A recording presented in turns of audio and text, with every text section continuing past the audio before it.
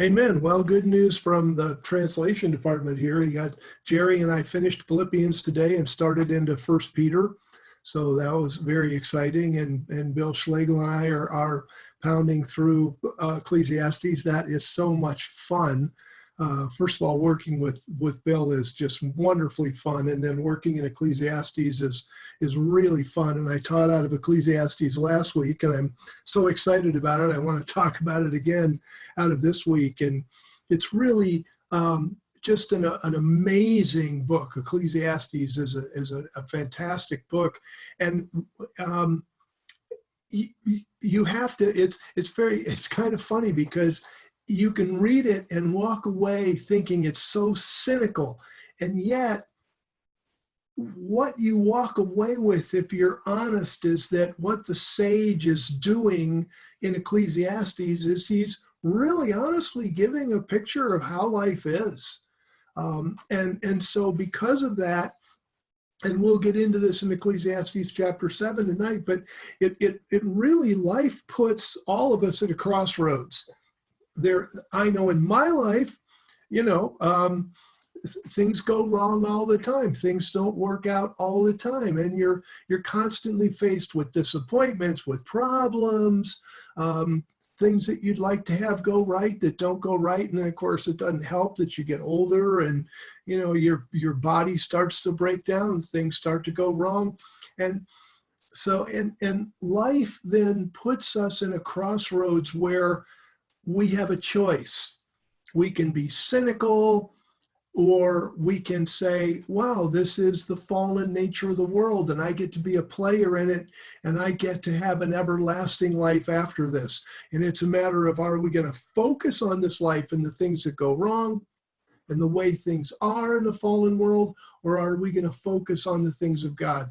And the author of Ecclesiastes, and we translated him as the sage, it's a very difficult Hebrew word to translate into English. It's definitely not preacher, which is the King James. Let's go to Ecclesiastes chapter 1. The word, the Hebrew word doesn't mean preacher. It's really more like a wise person who gives some advice, that type of thing. And in Ecclesiastes 1:1, the words of the sage, son of David, king in Jerusalem. And then immediately he said, this is a really, really wise man. And here's his opinion. Utterly pointless, says the sage. Utterly pointless. Everything is pointless. Oh, great. And of course, as we go through, we're going to find out that that's not really true of the totality of life. If you go take a 10,000-foot view. But if you're in the middle of life and things are going wrong around you and there's complications and there's problems and you can go, this is really pointless because I'm going to work my tail off and then I'm going to die and that's going to be the end of that. And what's left here, and in a couple generations, nobody will even remember me, which is for the most part true. And so what Ecclesiastes does is it kind of forces you to take an honest look at life.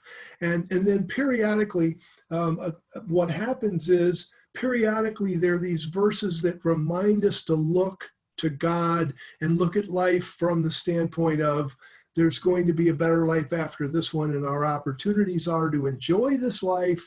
There's a lot of things to enjoy. We have opportunities to enjoy things in this life, and then look to God. Because after going through the entire chapter 1 about why life is totally pointless, and then most of chapter 2 repeating the same thing, you get to the very end of chapter 2, and gosh, if you start in verse 22, you kind of pick up on the cynicism. For what does a person get from all his labor? And from the stress of his heart that he labors at under the sun, for all his days are pain, and his business is frustrating. Yes, even at night his heart does not rest. This also is pointless. Okay, like I say, he's kind of cynical, sounds kind of cynical. So where does he fall back? Verse 24, well, there's nothing better for a person than he should eat and drink and make his soul enjoy good in his labor. In other words, find something about life that you can enjoy. This I saw, that it is from the hand of God. Exactly. God, there's all kinds of things that happen in life that are fun and enjoyable if you have the right attitude about it. And he says, verse 25, and this, boy, the King James just, blew this verse apart. You've definitely got to abandon the King James version on Ecclesiastes 2:25. Because the King James says something like, who can enjoy life more than me, or something like that. I don't remember exactly. It's been a long time since I've read this in the King James, but the actual Hebrew text, which thankfully is represented in almost all the modern versions, for who can eat or who can have enjoyment apart from him. See verse 24, and it is from the hand of God. Who can eat or who can have enjoyment apart from God? And amen. Now, that's exactly right. If you don't have a long-term, this life and the next point of view of life, then this life just becomes a big drudgery. It's all it is, a big drudgery, and then you die. But if you have God, then that allows you to find joy in this life. And then verse 26, for to the one who is good in his sight, God gives wisdom and knowledge and joy, but to the sinner, he gives the business of gathering and collecting to give to the one who is good in God's sight. This also is pointless. And then I like this thing, herding wind. That's really what herding the wind, if you guys can imagine, grabbing a rope and trying to round up wind and get it. That's really what's going on here with that translation. So let's go to Ecclesiastes 7, which is where Bill and I were yesterday and where we will be tomorrow. In Ecclesiastes 7:1, it opens up. And again, remember that this is written from a very down-to-earth perspective, but there's kind of an eternal, it's like a layer cake down there in the bottom. There's a layer about God and everlasting life. So he says, a good name is better than fine perfume, and the day of one's death is better than the day of one's birth. And let's take this apart. A good name is better than fine perfume. Word name was a reputation. In other words, you had lived a good life. You had a good reputation. And I have in the commentary why this would be so easy to remember. Basically what you've got is the word name is Shem, and it's better than a perfume, which is Mashem. So it's literally the whole line is Tov Shem Mashem, which would be very easy to remember, real punchy. Tov Shem Mashem. It's better to have a good name, better than perfume. Is basically what that's saying. Let's see if I can do that. Yeah, let's see. Good enough. Yeah, so that's what it's saying here. And basically from our perspective, we want to be known. Yes, we want to have a good name. We want to have a good reputation. It's nice if other people like us. But really, the real good name is the good name that we have with God, because we live godly lives, because God knows us, because we obey him. And a good name is better than a fine perfume. And the day of one's death is better than the day of one's birth. Now you've got to remember, why would it say that? What's the perspective here? Because the day of your death, you've had a chance to live that really good life. The day of one's birth, who knows what's going to happen? Who knows what decisions you're going to make? Who knows whether you're going to end up with a good name or not? Who knows whether you're going to turn out to be a good person or not? Who knows whether you're going to have the strength of character to make those right decisions? So when a child is born, there's question marks, perplexity, hopes, prayers. But when you've lived your life out, then you know where you stand. And so it doesn't mean that it's better to die than be born. That's not where the text is going. It's talking about living our lives and the name and the reputation that we can have, what we can accomplish in our life. And so here the scripture is telling, if we're willing to invest the energy and live a good life, that's better than, and then it uses the word perfume really more because of the wordplay, that it catches your attention, but better than things here on earth, that ethereal, I have a good name and I've finished my life. It reminds me of the Apostle Paul and Timothy. I've run the race, I've finished my course, henceforth is laid up for me the crown of righteousness that the righteous judge has, blah, blah, blah, out of 2 Timothy, where he'd run the race, he'd finished his course, he'd done it, and he had a good name. And that's what this is talking about. And then verse 2, it's better to go to the house of mourning than to the house of feasting, for that is the end of all mankind, and the living should take this to heart. Now, the first thing we need to know here, the custom, the house of mourning doesn't, this verse is not saying it's better to die than to go to a feast, because going to the house of mourning does not mean dying. We have funeral homes today. Somebody dies, and the coroner comes and whatever, and then their body is taken to a funeral home, a morgue or a funeral home. Usually it ends up one way or another in a funeral home. But in the biblical world, they didn't have funeral homes. So if somebody died, their dead body was there in their home, and they wanted to bury the same day, but they wanted to give people time to pay their respects. So typically the word would go out around the village, so-and-so has passed away, and then their body would lie in, on a pallet or something through the day.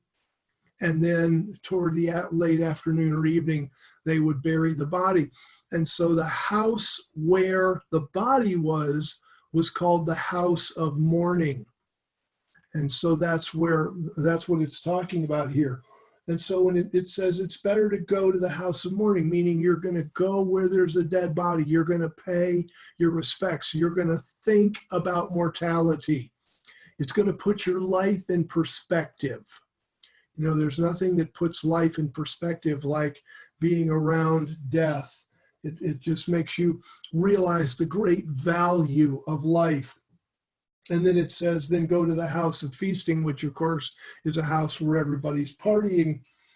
For that, you walk into the house of mourning, there's a dead body there. For that is the end of all humankind. Nobody, except maybe us Christians right now that are alive that could get off the planet in the rapture, everybody else passes away. And so here it's pointing this out, and it's saying that is the end, that death is the end of all humankind, and the living should take this to heart. Now notice it doesn't say the living should be morose all their life. It's not talking about being down in the dumps and being morose and feeling bad and all. It's not saying that. I know people can read that into it, but that's not what it's saying. It says the living should take this to heart. Well, how do we take to heart the fact that we're mortal, the fact that we're actually going to pass away? How do we deal with that? Well, we do what Stephen Covey said in his book on the 7 Habits of Highly Effective People. We begin with the end in mind. If I know that someday I'm going to be one of those dead bodies and my body's going to be in the house of mourning, then the first thing I'm going to think about is, okay, what's my next waking moment? Oh, Judgment Day. Okay, well, that, you may have flunked some exams in school. I'm sure you took a lot of exams in school and all of your years of schooling. There is no exam that is nearly as important as Judgment Day. And it's not that hard to prepare for that exam. I love, it's Rick Howard's book, where Rick Howard is talking about Judgment Day, and he says, it's not a pop quiz. It's not like, oh, you mean there's going to be a judgment? Gee, nobody said anything about that. God has told us Judgment Day is not a pop quiz. And I studied for math, and I studied for science and biology and all the other stuff that I took. So we can study for God's final exam. And just like when you study math in school, you get an idea of, okay, these are the kind of questions I need to be able to answer. The same thing when we study for our final exam on Judgment Day. We live with the end in mind. Okay, let's see, God says to pray, that, okay. And if you're sitting there going, well, I don't really know much about prayer. Well, find somebody who does. Gosh, Shar is on here. She runs her fellowship on Monday nights and runs a prayer fellowship. Gosh, if you have any questions about prayer, I'd call Shara. She can tell you all kinds of things about prayer and coach you and tutor you in prayer, that kind of thing. In fact, there's a load of us, as I say, all faces. There's a load of us that can do that. So in the same thing with learning the Bible or sharing your faith or all kinds of things as we prepare for that exam. The living take this to heart. And so verse 3, verse 3 was really fun to work. And this is where, honestly, you could really do like verse 3, version 1, verse 3, version 2, verse 3, version 3, verse 3, version 4, because the word for sorrow is a word with a very wide semantic range. And it can mean sorrow, it can mean grief, it can mean anger, it can mean frustration. So there's, okay, remember now what we're dealing with is life and death and living your life to the fullest so that you have a good name. And you know what you come up against in life. And some days you are sorrowful and you are sad. And other days you get up and you may be going through a period of grief. And other days you get up and you may be angry. And other days there's something happens and you're all frustrated with life. And all of those are real and all of those are wrapped up in this word. And the problem that, Bill and I probably spent at least an hour, I think, I swear, on this one verse. How do we bring this into English? What nuance do we choose? Because every nuance, if you started out and said frustration is better than laughter, or grief is better than laughter, and there are versions that say anger is better than laughter. And all of those are valid. See, it's not like there's the translation here. God uses a word that pulls us into life, because then it says, for by the sadness of the face, the heart is made good, but it isn't even sadness.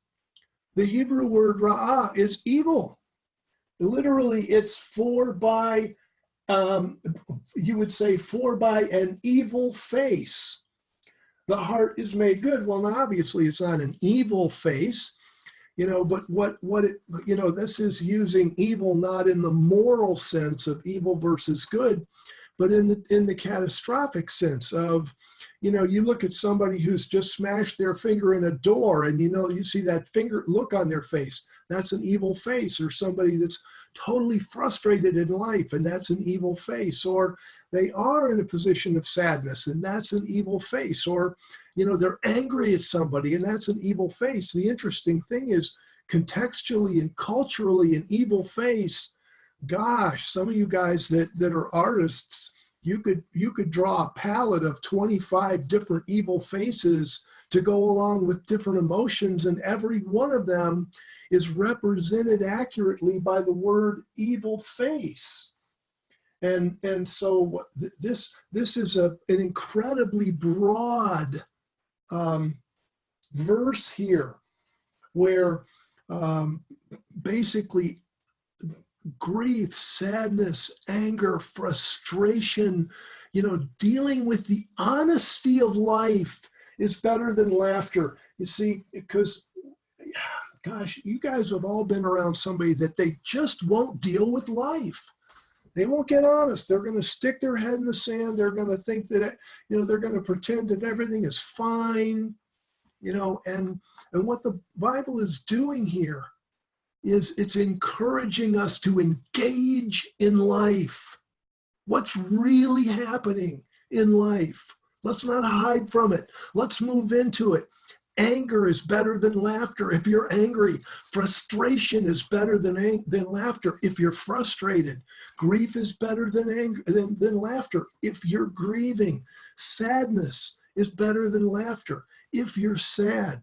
You don't get stronger, better, more godly by hiding from your emotions, but by letting them come out and deal with them. And then, and that's why it says, by the evilness of the face, in other words, whatever that less than perfect expression of the face is. And you guys have the kind of, what I'm talking about when I talk about like the perfect Barbie doll smiling face, everything's fine. I think maybe we call it in our jargon the plastic face. Fellowship, you put on your plastic smiley face, or sometimes it got called your fellowship face, because your life's falling apart, but you put on your fellowship face, and it's the evil face. And then it says by having an evil face, meaning what? Meaning dealing honestly with your emotions. The heart is and made tov, good. And tov also is a word with some serious semantic range. So, the heart is made good, the heart is made better, the heart is made well, the heart is made whole. The point is that if you're going to hide from life, your heart is going to suffer. You're not going to grow. You're not going to grow into the kind of minister that God needs you to be. God needs, gosh,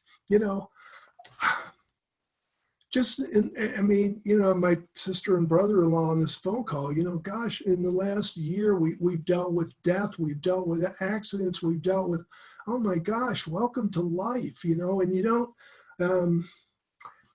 you don't mature your heart to the point that you can become a real minister for God if you're not willing to engage life for what it is. Now, does it mean you live in this morose situation where, oh, woe is me, life is terrible? And no, but you're just honest about it. But then you've got to, where are we getting our joy? Well, we're getting our joy from our relationship with each other, our relationship with God, our knowledge of the hope, our complete awareness and knowledge that there's going to be a better life. We're going to have brand new bodies. No wonder Ecclesiastes 2 says, who can enjoy life without him? I don't know how anybody, I give up. I don't know. I was an atheist for a while. But went back when I was an atheist, I didn't really enjoy life. Of course, I was a kid. I think kids enjoy life no matter what's going on. But, I can't imagine as an adult how I would enjoy life. So just without knowing that there's a better life coming. And then, so here, verse 3, I think we've covered verse 4. The heart of the wise is in the house of mourning. Again, it's not talking about that you live in this house of mourning and you're just morose and mourning all the time. It means that the heart of the wise keeps in mind their mortality. It's just, you're aware of it. But the heart of fools is in the house of merrymaking, which means what? It means that fools hide from the realities of life. They're just going to laugh life off and not deal with the deep things of life. And that's just kind of how fools operate. And then verse 5, it's better to listen to the rebuke of the wise than for a man to listen to the song of fools. Now, this is a very interesting, because, as we're trying to mature, as we're trying to become more like Christ, then a lot of times we need guidance in that. We need help in that. I'm very thankful for the people along the way in my life who have spoken into my life at various times. People have just said really super profound things that have changed me, molded me, kind of opened my eyes to different things. And it says the rebuke. It doesn't have to be a rebuke. It can just be an instruction. But the point is that there's an area where you need to grow, and a wise person speaks into that.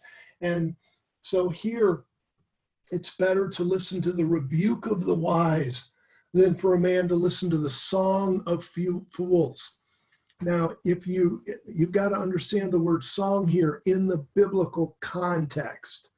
And, I could have made a bigger deal about going through the scripture and covering verses about songs. I did in the commentary, and you can look it up. But if you go through the scripture, most of the songs were about either extolling people, or they were about rehearsing an event that happened. So if you remember when Deborah, the judge, killed the Jabin, king of Canaan, and defeated the army defeated Sisera, killed the army of Jabin.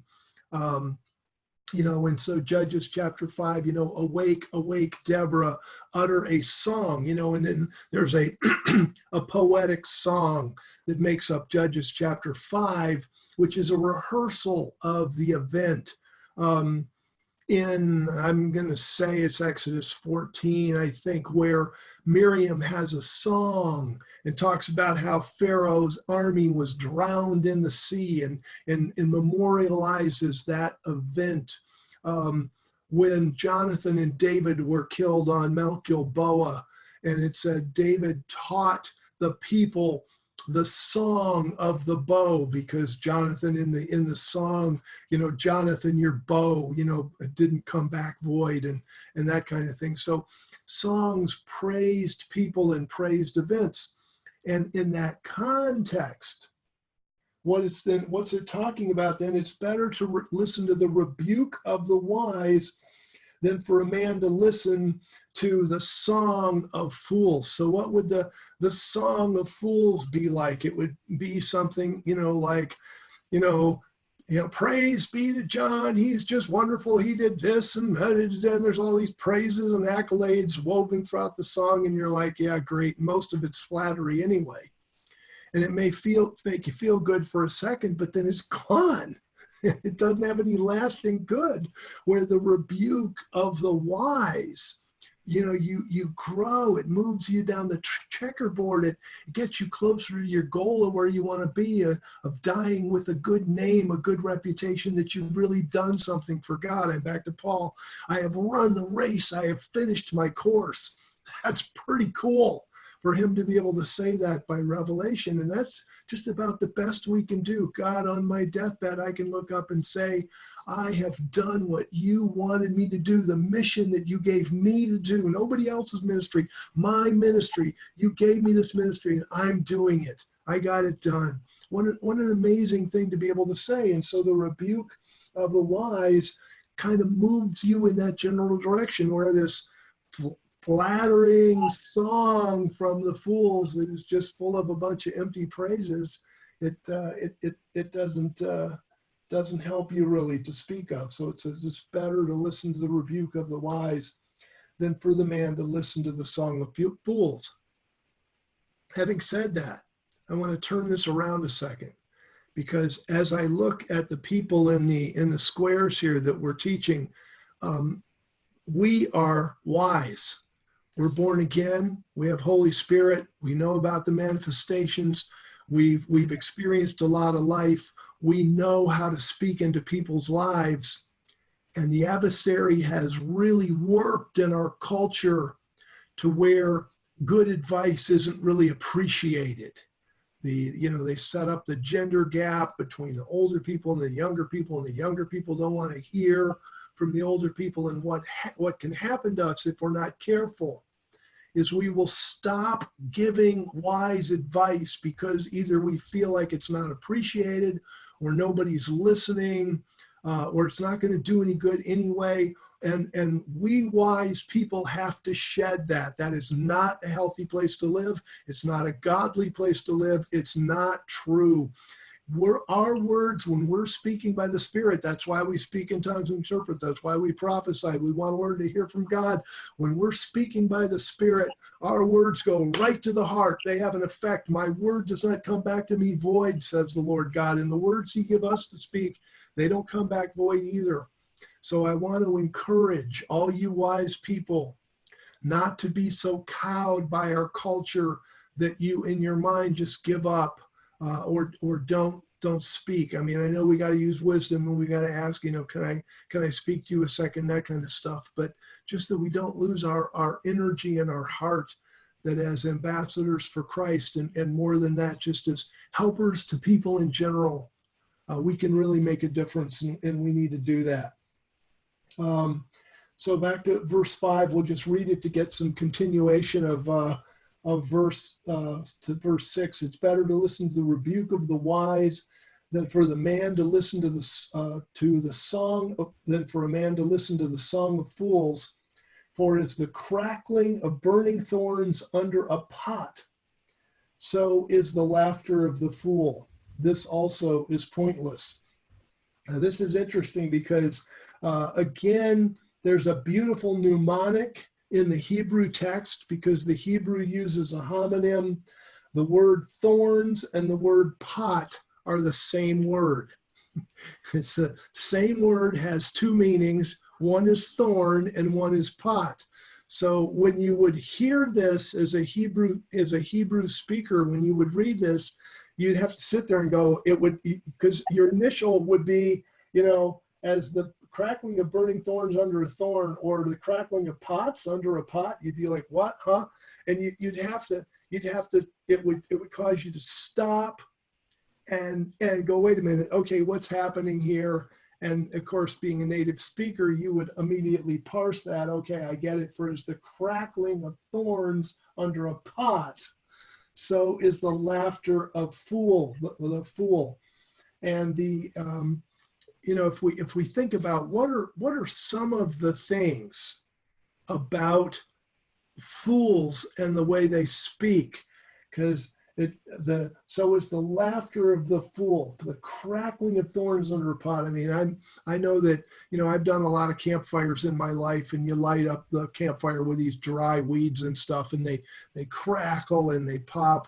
And there's some really specific. I mean, this is an example from nature that everybody, this is 1,000 years before Christ, well, 940 years before Christ. So, I mean, it's almost 1,000 years before Christ. Everybody cooked on a fire. The stove that you and I know hadn't been invented yet. Probably wouldn't be invented for close to 2,000 years. So everybody cooked over sticks and thorns, and everybody knew what that was like. Well, thorns are loud when you light them on fire. They make that sound. And that's the laughter, the laughter of the fool. It's loud, it's obnoxious. And that fire gets really hot, really fast. And that's the same thing that happens with fools. They're very passionate. They're just they're gonna bull their way around. They're gonna be loud. They're gonna be obnoxious. They're gonna be passionate. They're gonna burn hot, if you will. But you come back to that fire in 5 minutes, and where are the thorns? They're all gone. Thorns don't last long at all under the pot. And, about 10 million years from now, when you and I are enjoying everlasting life, nobody's even going to remember the fools. They lasted for a little tiny while in the lake of fire before they burned up, and that's the end of that. They're done. So there's this really cool analogy between the fool and the thorns under the pot. And it says, So it's the laughter of fools, and it's pointless. It doesn't go anywhere. So the phrase this this also is pointless. Very interesting where this phrase is placed, because it points backward toward the fool and the wise man, and it points forward to the next verse, which is really interesting, because we've been talking about the laughter of the fool, and then verse 7, for extortion. This is pointless. For extortion makes the wise man foolish, and a bribe destroys the heart. And what's going on here? That it's basically very much like a word of caution is being dropped like a pond. I mean, dropped like a rock into a pond, because, the way it's been presenting the wise, go to the wise for advice. The wise are wonderful, the wise. And that is true a lot of the time. But we can't be so naive as to believe that all of the wise are really truly wise. They may just look wise, or they may be rich and powerful and have a position, but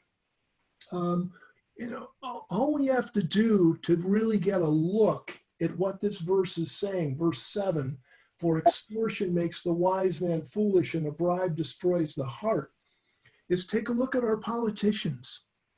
I mean, I can tell you, our local politicians here in Bloomington, they big names, well-known, splashed around the paper all the time, live in big fancy houses, have powerful positions, the mayor that's head of the city council, all this kind of thing. And yet so many of the decisions they make just seem to be foolish. And then if we could pull back the curtain, kind of like in The Wizard of Oz, pay no attention to the man behind the curtain. If we could pull back the curtain, you'd find out, well, if they made this deal, they got money, and they were threatened with this deal, or else they'd be, exposed for something else they had done, or whatever.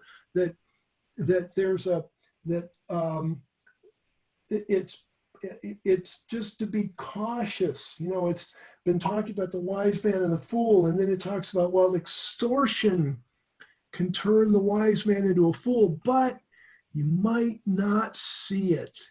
It might be hidden for a while, might not come to light. And then in verse 7, for a bribe destroys the heart. And there's an awful lot, and you guys are really well aware of a number of the verses that talk about the heart changing, and how the heart can become callous, the heart can become dark, the heart can become hard. And if this is part of the value then of visiting the house of mourning and keeping that in mind, because in order to extort people, in order to offer people a bribe, people have to forget that what's really important is that coming day of judgment with God. What's really important is that everlasting future life.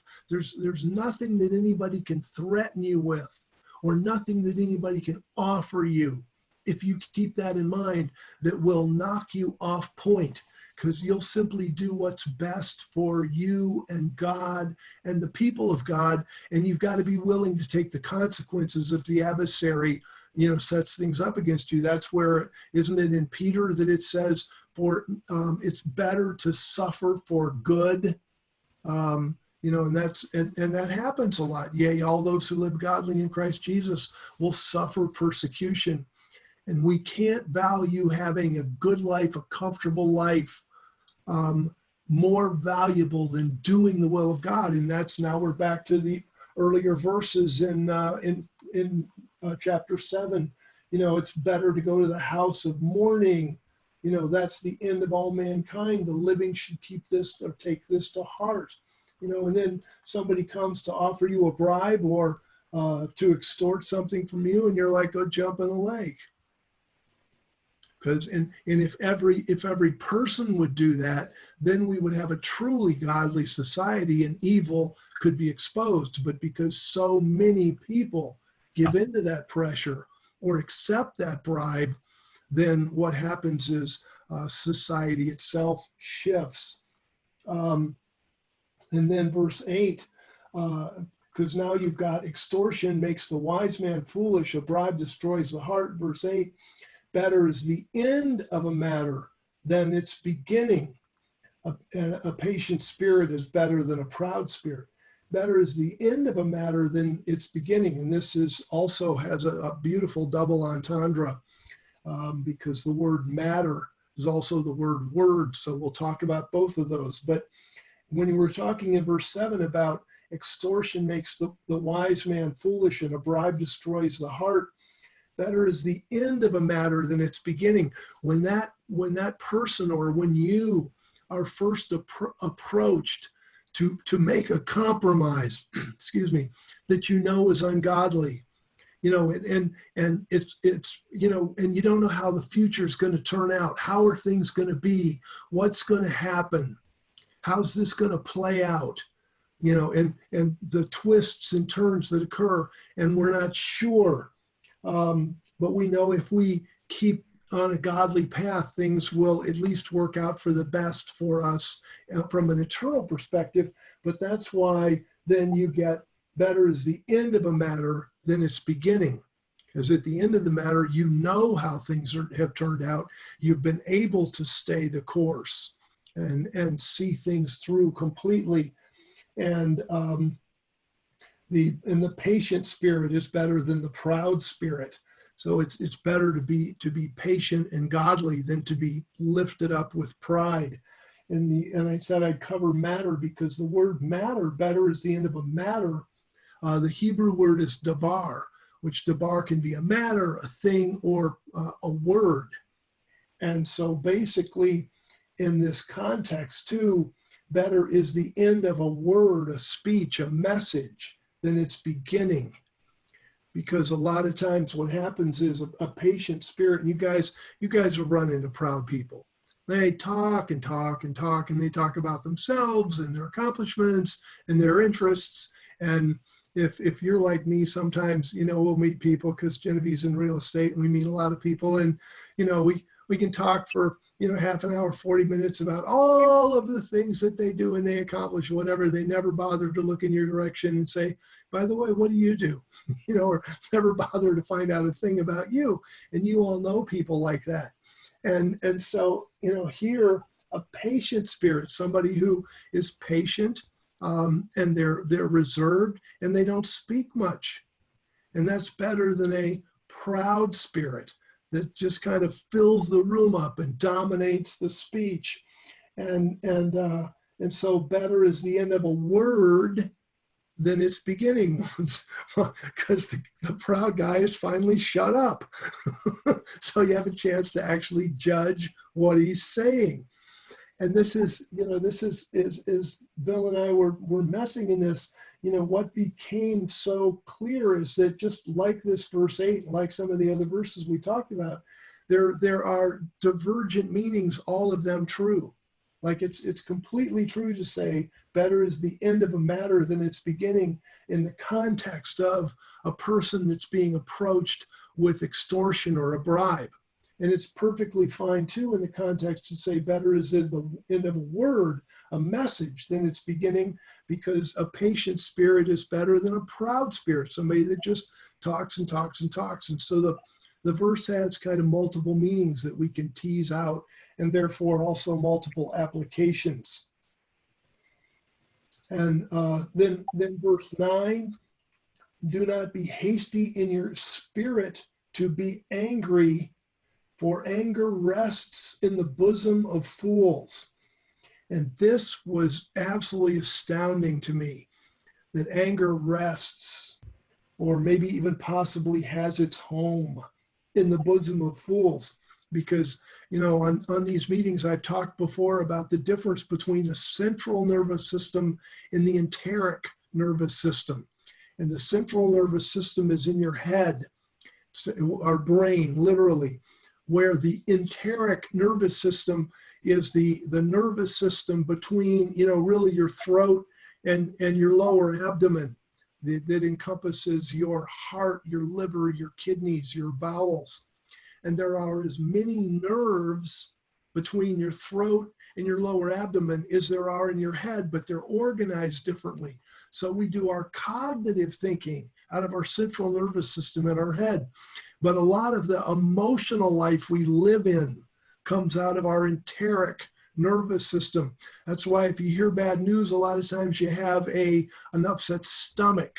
Or, for example, they talk about being scared and they lose control of their bladder and their bowels. We have a saying, hey, what's your gut feeling? Where did that saying come from? It came because, well, our feelings are lodged in our gut. The Bible uses terms. They get translated out of a lot of the modern versions, but where it's, like in the Psalms, my kidneys teach me in the night, or through the epistles, you're probably familiar with the phrase, your bowels of compassion. And Christ, we also have learned that the heart has a separate memory. It's not as crisp in terms of our central nervous system, but the heart has a separate memory than the brain. And so, here's Jesus, and he says, that what comes out of a heart of a man defiles a man, because out of the heart comes adultery and anger and revenge and all of those nasty things that Christ talked about that came out of the heart. And really, it's the depth of a soul. And here, the verse is saying basically the same thing. Don't be hasty in your spirit to be angry, for anger rests in the bosom of the fool. It rests in your enteric nervous system. And that's one of the reasons it takes, you can't just say, I'm not going to be angry anymore. and then all of a sudden you're not, because it doesn't work. We can't change ourselves that quickly, but we can change. We just have to be very, very deliberate about changing and dealing honestly with life. And verse 10, do not say, why were the former days better than these? For it is not from wisdom that you ask this. Or maybe another translation, it's not wise to ask this. Now notice that it doesn't say that the former days aren't better. It doesn't say, do not say, why were the former days better than these? Because they weren't. It doesn't say that. It just says it's not wise to ask this. It's not from wisdom that you ask this. See, you and I have, you probably know from your studies in life that a person's personality is basically completely formed by the time they're 3. Some child psychologists would say 2, that you have memories and a personality that then kind of determine how you're going to react to things for the rest of your life, unless you work just monstrously, incredibly hard. And so we have kind of an instinctive, very subliminal kind of buried memory that when we were kids, everything was fine, because honestly, we didn't do anything. We were provided a place to stay. We were provided clothes. We were provided food. All that stuff just kind of showed up. just to serve us. Good, yay, praise the Lord. I'm the king of the earth. I'm the center of the universe. Everything comes to, and then as we mature, as we grow up and be kids, what do children do? They play. Well, how many children are worried about world news, the stock market, the floods in India, the burning of the Amazon rainforest? Even if you tell them the Amazon rainforest is in fire, they'd say, well, is it pretty at night? I mean, especially in young men, the part of the brain that really thinks about the consequences of action and planning ahead doesn't even develop until your mid-20s. That's why young men get a hot car and go zooming down the street where all of the families are playing. When they're 16 years old, they go, and they're going 100 miles an hour down the street. Why is that? It's because the part of the brain that says that's a really dumb thing to do hasn't developed yet. And that's why we need wise people to speak rebuke. because the foolishness is bound in the heart of a child, and the rod of correction will drive it wise from him. So, but the point is that so while you're growing up, you life was a lot less complex in the way the brain formed. You didn't, it's not that you didn't care, you sort of cared to the best of your ability, but the fact is you didn't really care whether somebody was sick or somebody was hurt or somebody was broke or the stock market was crashing or whatever. And then all of a sudden you grow into maturity, and not only do you worry about yourself, you worry about everybody else. And you worry about the rainforest, and you worry about the fact that the bees are dying off, and there's hundreds of gazillions of things to worry about, and you're like, gosh, why am I so burdened? And then people are taking antidepressants and stuff. So it really does seem like the old days were better than these. It does seem that way because the way the brain is formed, that was really true. So it doesn't say they weren't better. It just says you're not wise if you ask that. Because if you understood how life works, you would understand why the older you get, the more integrated your life is with the world around you. The world around you is a complete mess. And so as a result, you feel rushed, you feel panicked, you feel like things are going to hell in a handbasket, because they sort of are. And life used to be better, and that's what verse 10 is about. And then I wanted to share a couple extra verses that I thought were really well. Let's just do one more, and I want to do verse 12. And Bill and I went around on this one too, because verse 12 says, "Wisdom is a defense; even money is a defense." The word defense is the word shadow or shade. And the idea is, the custom of the ancient Near East was the sun was hot and it would pound on you. And so, people who wanted to escape the pounding heat would get in the shadow. And so anything that created a deep shade was considered to be a really, really helpful thing. If you remember, they talk about that God is a large rock in a weary land in the Psalms, because he casts such a deep, dark shadow, and it's immobile. It's not like a tree that blows around and every once in a while you're still in the sun. And so here, wisdom is a shadow, even as money is a shadow. But the translation defense is about as good as we can get in English, because if we say shadow, it would give the wrong impression. Because we think in American culture, in our idiom, we talk about a fleeting shadow, that it comes and goes very quickly. And that's not at all what the text is saying. So this is a good example of one of those places where if you translate the text literally, you actually give the wrong impression in the receptor language. That's one of the things you have to watch out for in translation. So wisdom is a shadow. It's a defense from things that pound on you. And money is a defense from things that pound on you. If you have a flat tire on your car, and you don't even have money for a spare, and you don't have a spare, a flat tire is a real problem.